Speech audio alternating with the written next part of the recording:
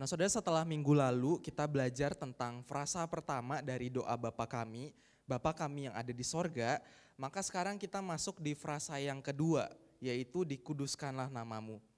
Saudara, ketika kita melihat dan membaca frasa ini, saya kira ada sebuah pertanyaan yang seharusnya muncul di kepala kita. Seharusnya kita bertanya, bukankah nama Allah itu sudah kudus? Bagaimana agar namanya bisa lebih kudus lagi?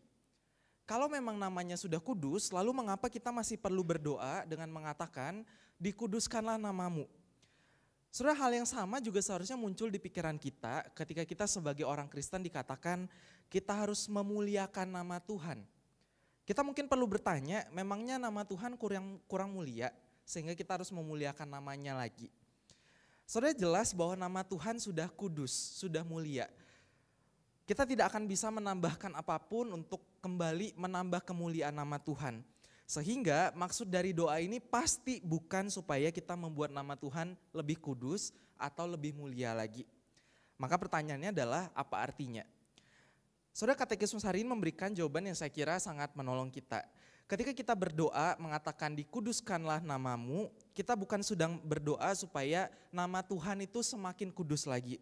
Tetapi kita berdoa supaya setiap kita, bahkan seluruh dunia bisa sungguh-sungguh mengenal, melihat kekudusan nama Allah.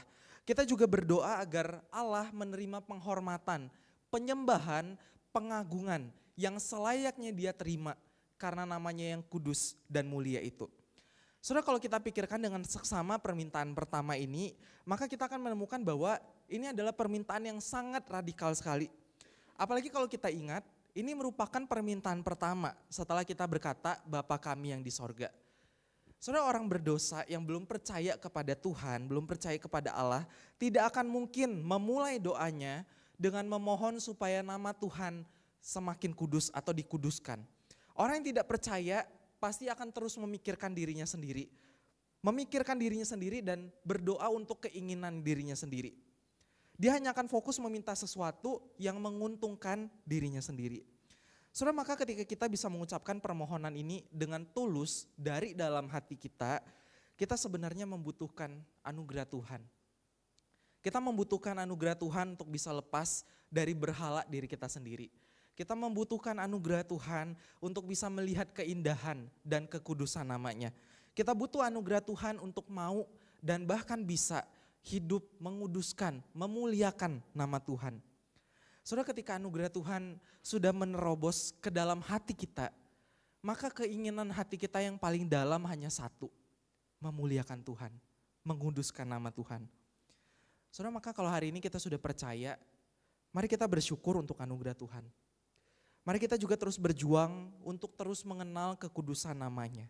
Mari kita juga terus berjuang melakukan hal-hal yang menyenangkan, yang menghormati nama Tuhan di dalam hidup kita. Sehingga nama Tuhan yang kudus, yang mulia itu bisa dikenal di seluruh bumi. Amin. Mari kita bangkit berdiri. Mari bersama dengan gereja di segala abad dan tempat kita akan sama-sama mengakui pengakuan iman kita dengan mengucapkan pengakuan iman rasuli. Grace Life Community Church, kepada siapa kita percaya? Aku percaya kepada Allah, Bapa yang Maha Kuasa, Khalik langit dan bumi, dan kepada Yesus Kristus anaknya yang tunggal Tuhan kita, yang dikandung dari Roh Kudus, lahir dari anak darah Maria, yang menderita sengsara di bawah pemerintahan Pontius Pilatus, disalibkan, mati dan dikuburkan, turun ke dalam kerajaan maut, pada hari yang ketiga bangkit pula dari antara orang mati, naik ke sorga, duduk di sebelah kanan Allah, Bapa yang Maha Kuasa, dan dari sana Ia akan datang untuk menghakimi orang yang hidup dan yang mati. Aku percaya kepada Roh Kudus, gereja yang kudus dan persekutuan orang kudus, pengampunan dosa, kebangkitan tubuh dan hidup yang kekal. Amin. Saudara, dipersilakan.